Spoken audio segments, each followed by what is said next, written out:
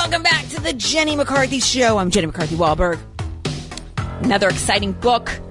God, I love this self-help. How to Unleash Your Infinite Potential.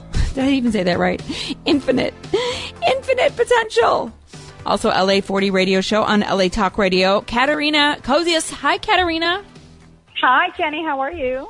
I'm good. I'm making it through the day. I've got a son with the flu that's been hitting the country. I've had it twice so far. He's on number 2. I'm like, I can't take it anymore. So I know. I need all the self-help I can get. How's Your Infinite Potential? What a great title of a book that is. Tell us what it's about. So I'm going to tell you what it's about in 1 second, but I just have to tell you something because I really wanted to. I was like screaming at you into the TV on Sunday. I was so in love with your blue hair. Oh, my God.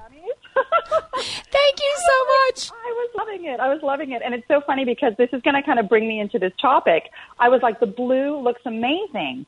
And I was going through a look in August, and I really wanted to turn my hair red. So I'm a brunette. And I was like, you know what? I could go out and get a red Ferrari, or I could just dye my hair red, right? Yes. And did you do it? No, I didn't. I chickened out, but I might now. You inspired me this weekend, so thank you. I'm so glad to hear that. You know, I always had a bucket list of mine of dyeing my hair pink, and I did like a year ago, I think, or 2 years ago, and I had so much fun. I'm like, why am I so scared to do it? Like, I'm just going to do it if I feel I'm going to do it. So I did it, and I'm glad you like it, and I'm going to look like a Smurf for a little bit longer. So, and you know what, and this ties right into the book, right, which is How to Unleash Your Infinite Potential, and I think part of it is really just listening to what is calling to your soul, right? Jenny, I think half the time the reason people aren't content is because they're doing what they think they should do, right? I should keep my hair black, but I really want to turn it red. Right. So why are we so fearful to step into that, right? What's holding us back? And that's what this book explores. You know, when I think about it, most people would probably say, their subconscious would say, I'm afraid of people not liking it. I'm afraid of making the wrong choice. When there is no wrong choice if it's something that you want to do. Yeah, absolutely. And it's doing what you want to do that gives you that sense of fulfillment, you know? But the problem is that I think in order to get there, and this is actually what we explore in Chapter 1. So first of all, I co-authored this with another author, a lovely, lovely gal. She's a transformational thought leader in Portugal. Her name is Danielle Martin. And she and I met a few years back at, one of these self-help, developmental, transformational conferences. Anyone that kind of plays in this world will know. So we met at a Bob Proctor event and really just trying to step into the best version. So we ended up meeting there. And you know when you just meet someone and there's that instant chemistry, right? It doesn't matter if it's a girl or a guy, but you're just like, I know you. I love you. Let's do something together.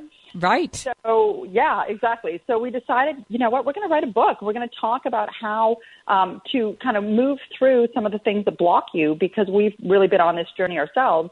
But throw a little bit of a twist into it where people that are new to all of this can kind of feel like it's okay. Because if you had talked to me about personal development 5 years ago, I really would have laughed in your face.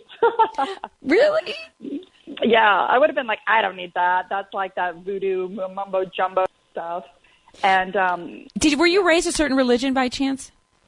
You know what? My family's Greek, so kind of like Maria Menounos, which is a little bit close to Catholic. So there was guilt. Christianity. You know what? I just have become a lot more spiritual.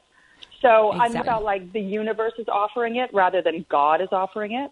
Yes. But, I think there's a spectrum, right? There's God, there's the universe, there's infinite intelligence, there's source. I mean, there's so many different names that people put on whatever this, and we know that there's something more, right? We all can feel that.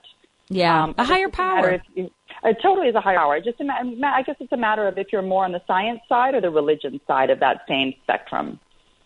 Let's talk about sex in terms of how to unlock infinite potential. Where do you guys go in the book when it comes to this topic? Perfect. So one of the things I want to touch on today is, just on the heels of this whole hashtag #MeToo movement, which I think was so necessary. But I also think that if we as women don't, if we don't keep it up in some capacity, then it's just going to become another, rah, okay, it was kind of popular for a few months and we go back to that same old. Right. So one of the things we talk about is the importance of having a sense of consent and having consent, what your consensual boundaries are in your relationships. Where that gets a little bit muddled is how that affects your sexual relationship, right? Because we can say no to the guy at the office, but how do you say no to the guy in your bed who's already in your bed?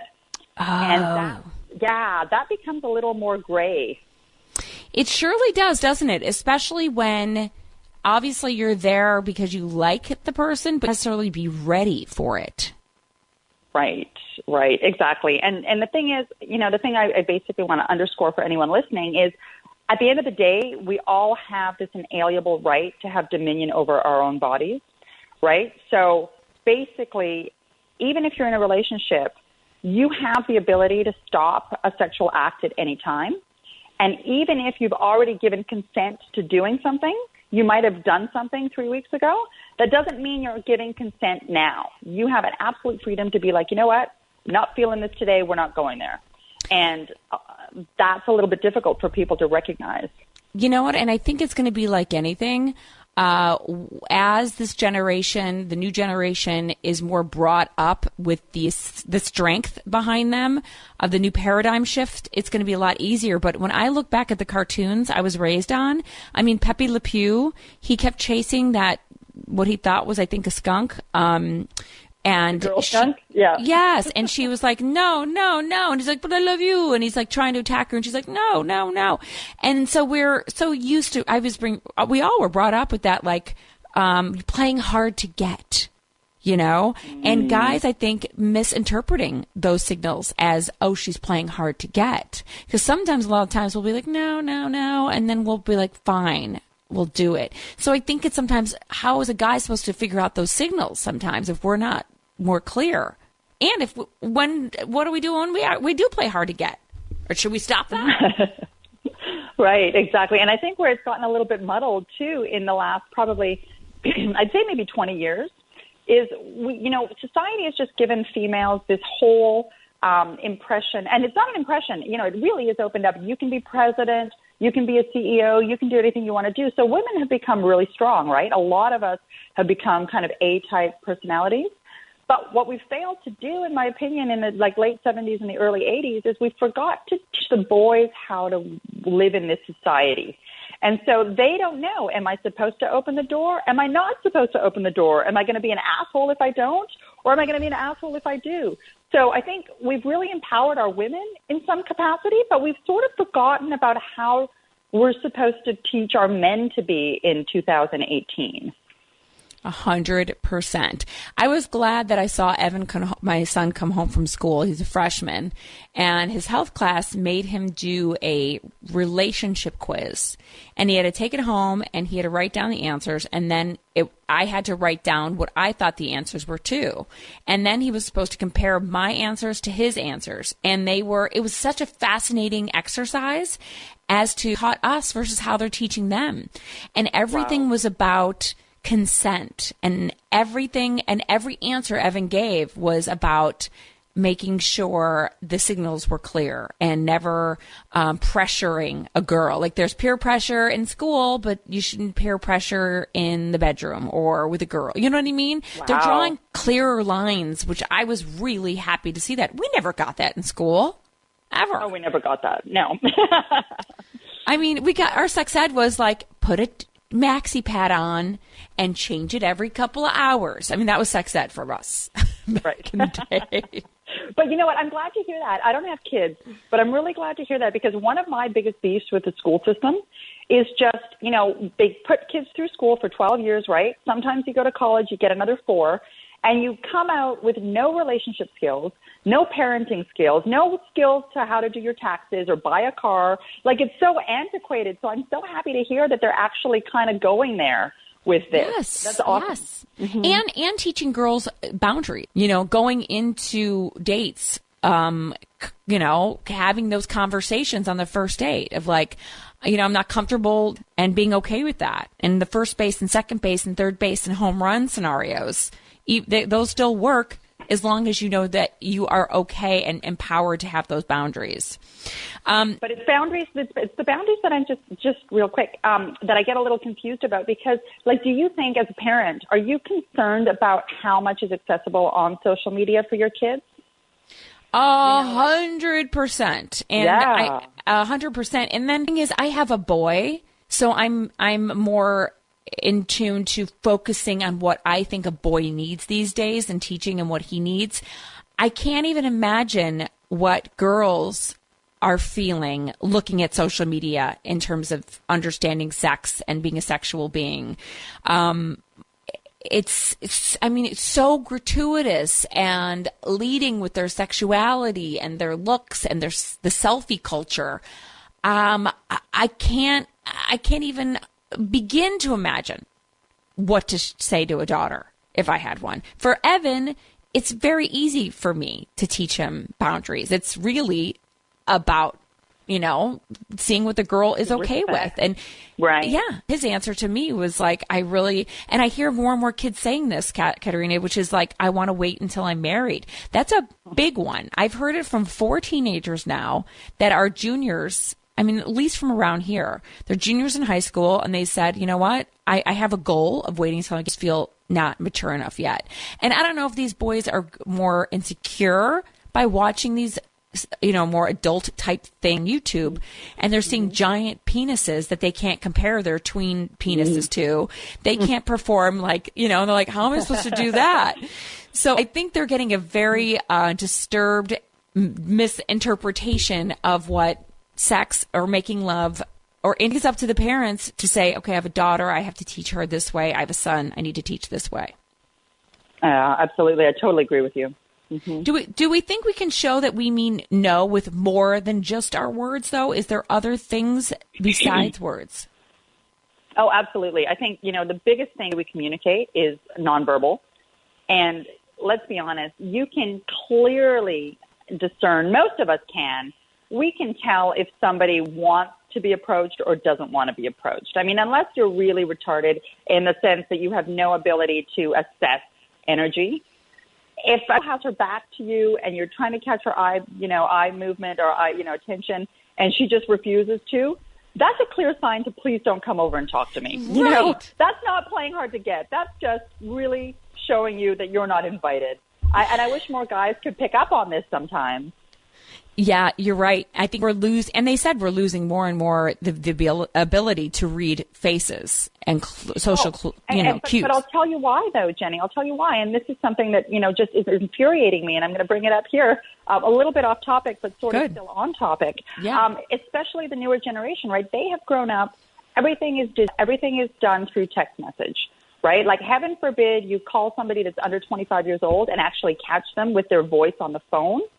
Driving me nuts is I'm in the process of hiring some new positions for my company, and I'm reaching out, I'm entertaining applications from people that are millennials. And please don't get me wrong, I'm not trying to diss on millennials. Oh, I can. Listen, yeah, they're just not responsive. And even if you catch them on text message, if they decide they don't want to talk to you anymore, they just ghost you. And I'm like, you can't ghost me, like I'm hiring you. I'm not your 15-year-old girlfriend. Totally. I hire you. And I can't understand how they don't recognize that there's social repercussions that come from ghosting me professionally. I come across you in 5 years. So the fact that they don't even communicate like with words, how are they supposed to communicate in a relationship? I'm so mind-boggled. I'm so glad you actually brought that up, and I know it is. I could actually do a whole freaking hour on it because I had hired, some assistants back in the day. I'm interviewing them, and I couldn't even believe. And by the way, millennials, if you're listening, we're not talking about you because you're probably on your way to work, or at work. The other ones, but the other ones. I mean, I'm really shocked. I mean, right out of college, I hired one, and she said to me on day 2, "I want to be the president of the company." I'm like, I am the president. So unless you kill me, there's no giant company. It's me and you, sister.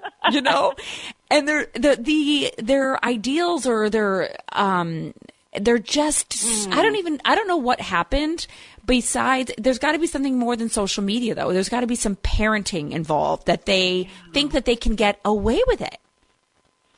Well, and it just comes down to being part of that, like, one blank. That's us all day. Yeah, right. Yeah, exactly. I'm like, where's my coffee? Oh gosh, you know when you're participating? Oh, participation trophy generation. Yeah. Like they're just all used to being patted on the back. And I'm not saying have so much competition that you're going to kill the other person, but it's like you have to step up a little bit. You can't just sit there, you know, and wait for it to be handed to you. You can't show up on day 2 and be the president because it doesn't work that way. It doesn't work that way. And the way that they're like, you hurt my feelings. Well, I'm sorry. I'm paying you and you're not doing your job. And I'm telling you, you're not, you suck at it and you need to get better. And you're telling me I hurt your feelings? Like, you gotta be fucking kidding me. Did they ask you how hurt your feelings were when you had to spend all this extra energy babysitting them? Because my feelings get hurt when I have to babysit. I'm going to do a whole topic on this. I don't know what happened and I don't know what is going to happen, but this is the generation that's going to be supposedly running the world someday. So God, and no one's visiting us in the nursing homes. They're going to be tweeting us and just not communicating whatsoever. I know I read... We're going to have to be consenting to the relationship of like, yes, I consent to approve your text or to receive it. Like, oh, my God. You're right. And I'm going to have a relationship with just emojis someday. We know it. That's the only way they're going to be able to understand what we're saying is if we hold up an emoji in front of our face. Katerina, what a pleasure talking to you guys. Pick up the book, How to Unleash Your Infinite Potential. You can also find her on LA 40 radio show on LA Talk Radio. Thank you so much, Katerina. Thanks, Jenny. Take care. Bye. You too. We'll be right back, guys.